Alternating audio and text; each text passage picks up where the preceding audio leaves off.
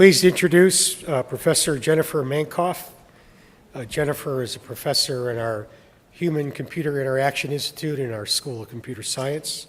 She received her BA at Oberlin College and her PhD at Georgia Tech. Professor Mankoff. Thank you. Hi. So I'm going to tell a little bit of a history. I like to start with this slide because it kind of summarizes the way I think about my work as a technologist, which is as technology becomes more and more pervasive, I like to think about how we can leverage it to address interesting and meaningful social problems. And one of the problems that I have been intrigued with for a long time is sustainability. And in 2006, when I started working in this area, I had been working at home to think about ways that I could be more green on lots of different fronts, and been increasingly dissatisfied with the impact that one person could have in the context of the larger kinds of issues that this chart, which is based on the IPCC report and projections, just as an exemplar, suggests. And so I had been, as I often do, looking for ways to connect my personal interests to my work life, and had not found one, when somebody happened to come to CMU, a man named Mark Guzdial, and give a guest lecture on the social web. And I suddenly had this aha moment where I realized that there was a new kind of technology coming out that allowed us to reach a large number of people. Now, this was in the days when MySpace was the most popular social networking platform out there. And so the work that we did, which was probably the first website to try to encourage people to take green actions, was deployed via MySpace. And we did a study with this badge that you could put on your MySpace page to see what kind of impact did it have on people when we gave them suggestions for green actions and we allowed them to see what kind of impact that would have. And we worked with folks for about 3 weeks. Some of them knew each other. Some of them used MySpace more. Some of them used it less. They didn't have to use our site to be in the study, but we saw that they were intrigued. They were committing to actions. When they had somebody else who knew about this, they were getting questions about how could I sign up, or competing with each other. And some of our participants chose to continue using what we had created for several months after that. So this was great, but it was also problematic because it was a pain to go in there and say what you had done, for example, right? And so being a computer scientist, of course, the next thing I thought about was automation, because automation can start to take the burden off of people. And so we moved also from the MySpace platform, which was already becoming less popular, to a mobile phone platform. Again, you can see this project's time period by the devices and systems we were using. And in this platform, what we were doing is we were changing the background screen of the phone so that whenever you picked your phone up, you would see an image that indicated how good you had been at taking green actions. And we were focusing on a particular impactful domain, which is transportation. Now, this would improve, the image would sort of improve over the course of the week. And we had 2 different stories. One was about polar bears. And if you did really well, you got a prize. And what we tried to do here was not just engage people with reminders of green actions, but reminders of all the reasons why these actions might be beneficial. So you can see here there's a piggy bank because you save money if you take the bus instead of other options. You may argue with this depending on whether it's rush hour or not, but there's the sort of Zen, right, and the book reading, which sometimes can happen on a bus. And we did similar things for each of the actions that we tracked, and all of this was tracked automatically. And it reset at the end of every week so that you had to start over again and try to make progress on this. And this ability to automate these things and to integrate it into a device that everyone used regularly really had a positive impact on people's engagement with the system. And with this, as with the previous system, we saw people telling us in interviews that they had started to learn about new ways to be in the world, which was really encouraging. And that the social interactions around this interface, again, were really important to how people engaged with it. So progress. Nonetheless, again, being a computer scientist, I couldn't help but think maybe we need even more automation, because there were limits to how much people could change their transportation behavior based on circumstance and other things. And so we started looking at home thermostats. Now, I don't know how much you know about programmable thermostats, but if you think I'm presenting this as our solution to automation, hopefully you're laughing, because they don't work very well when it comes to saving energy, right? People are terrible at programming them. They don't update the programs, and so they are not a great solution. But they are evidence for the fact that automation can play a role here. And so what we did was we went back to commuting behavior. So we deployed a system that would run on your mobile phone and that would predict when you were going home based on baseline data that we had collected. And when it knew you were within about an hour of heading home, it would turn the heat up so that it would be comfortable by the time you got there, which allowed it to turn it way down when you were not home. And so now we're automating not only the behavior, but also the feedback about behavior and the tracking of behavior, but the actual taking of behavior for you. And you could argue for the pros and cons of this, but it was an experiment that seemed worthwhile. Now, one of the things that we began to dig into as a result of this project was, what do people actually want when it comes to home heating and cooling? And because we had collected a bunch of baseline data, we had information about what people did when they were in control instead of an automated system. And some interesting things came out of that, because it turns out that the temperature in your home, first of all, is, in a typical home, negotiated among multiple people. Comfort is not defined by temperature, right? And people have different priorities at different times of day. So for example, during our baseline phase, people rarely turned up the temperature in the morning when they woke up. Because why bother, right? You're drinking a warm cup of coffee, you're moving around a lot, and you're about to leave. By the time it gets warm, it won't matter. And so although we had gone sort of to the full end of how we could go with automation in this project, it became clear as we looked deeper at our data that automation really needed to sit side by side with interaction in order to do a good job of solving these problems. We needed to understand people's perspectives as well as trying to provide automation where it could be useful. So this sequence of projects was a beginning of looking into these issues, but I couldn't help asking myself over and over again, this is a big problem. I don't want to be working on it if I'm not having a big impact on it. And so I kept going back to these charts and images of what kind of impact do we need to have. And around the time when I was at that phase in the work, we saw a report come out called the Smart 2020 report. If you haven't looked at it, it's worth looking at. And that report is about all of the ways in which interactive technologies and computing technologies could help make a difference in energy use. And what I've done is sort of taken the numbers they generated and plotted them against on a graph of the 2005 terawatts of energy used, I believe, in the United States. I'm not positive now if it's global, sorry. And then you can see if we were to accomplish everything that Smart 2020 said was possible, you can see that there's a real wedge taken out of this that is due to applications of advanced technology that's similar in size to what I hope renewables might be at by the same stage, right? Now, if you look closely at this, you'll see that the very dark blue line at the top is user feedback, which is the domain I'm working in. So a small piece of that larger wedge.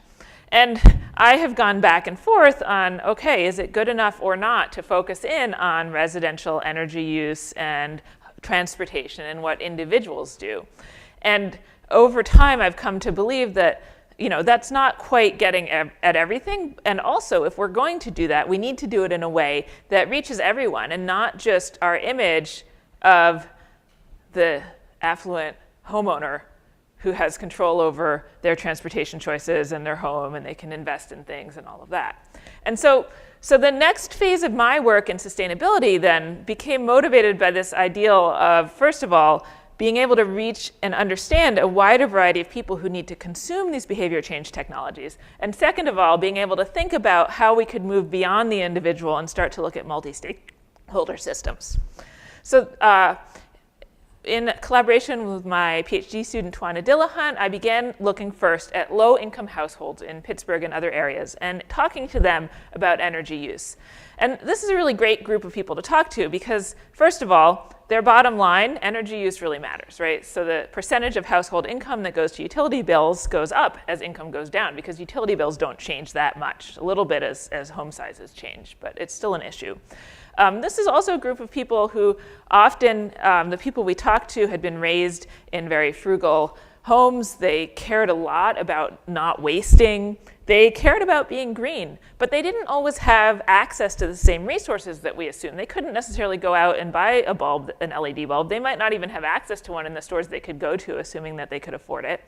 And the most interesting thing that came out of these discussions was that a lot of times the choices they wanted to make about energy use were not in their control. They had often very little information about how much energy they were using because utility bills were going not to them, but to their landlords.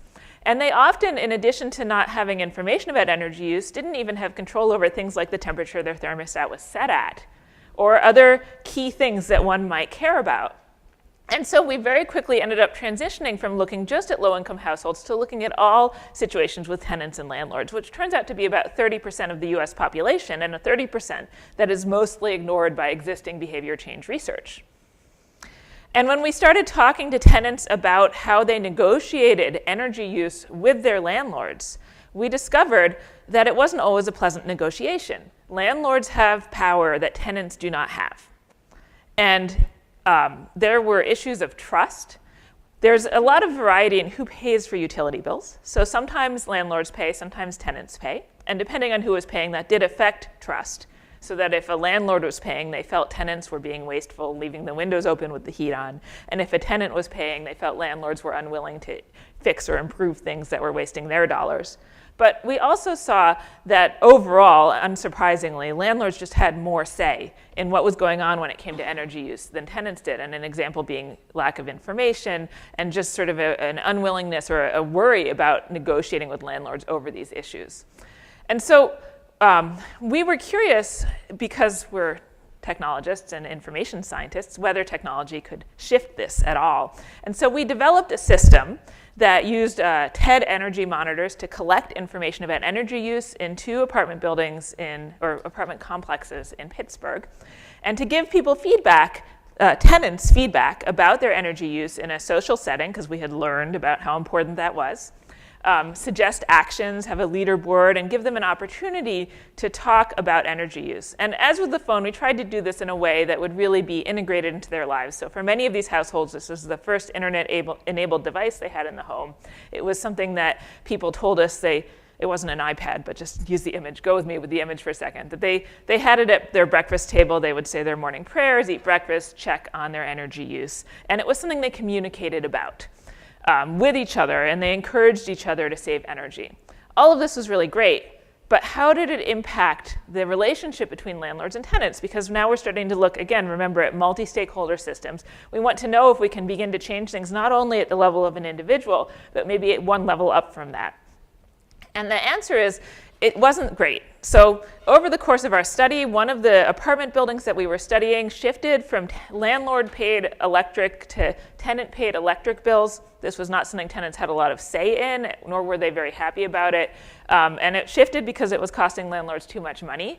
At that time, they had built what they thought was a green building, and it didn't work out quite the way they expected. Up until the shift, as if I recall correctly, tenants didn't have a lot of control over the temperature in their apartments. We had reports even of having to heat with the oven at times.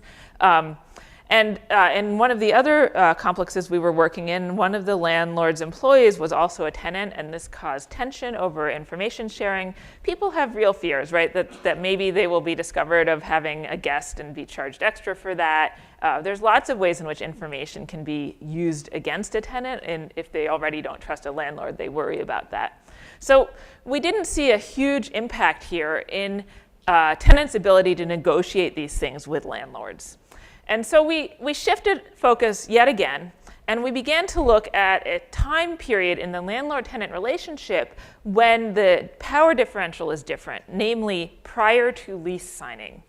And so we started by interviewing people about what kinds of issues they considered when they were looking for an apartment. And we heard about the things you would expect: location, safety, price, cleanliness. These are things that you can get by looking up the address, you can get by looking at an advertisement, you can get by visiting an apartment, and they are things people care about. But what we heard from tenants they cared about after they moved into an apartment was very different. Now, instead of just talking about price, which typically in an apartment advertisement is your monthly rent, we also heard about heating, which in Pittsburgh can be a really significant cost for people who are renting. Instead of just hearing about cleanliness, we heard about pests, rodents, disrepair, landlord, right? So things are coming up when it's too late, in essence, to change them, that we think people would like to know about, before they move into an apartment. And here it seems that if we could change the information economy and give tenants better information about the things that they will care about in the future, maybe we can help them to pay more attention to those things, and maybe we can even help them as a group to apply pressure to landlords to fix those things. This will vary depending on the market. A market that has very few apartments might be harder to shift, but we believe we could make some progress here. And so we developed a website which we're in the process of deploying. If you know someone who's moving to Pittsburgh, please have them check it out. It's called Edicts. It's been put together in collaboration with a local startup headed by a CMU alum called Rent Jungle. They've given us access to listing data that they are scraping. And what we can do in Edicts is we have a mobile app and a web app, and we can show you information that you might not otherwise have. We can collect information from prospective tenants and store that. And one of the things that we're trying to do is predict utility costs. And we're using, again, machine learning, actually, in this case, to do that. And what we're doing is we're predicting the utility costs based solely on the sparse information in the rental advertisement. And then we're trying to crowdsource more information by asking prospective tenants to tell us other things when they visit an apartment, or by looking at the ad that we can't get automatically, so we can further improve those predictions. So our hope is that this will produce a data set that might be useful for policymakers about these kinds of apartments, that it will raise tenant awareness about these issues, and maybe give tenants as a group a way to raise landlord awareness about this now becoming something that tenants care about. So I guess I want to summarize this talk, which is partly a personal history, but it's partly a story about a journey of exploration of the relationships between society, environmental issues, and technology. And I've come to believe that in the work that I do, it's critical that we think about how all of these things intersect with each other. Because if we look at one of them without considering the other two, I believe it's very difficult to truly make progress on these problems. Thank you.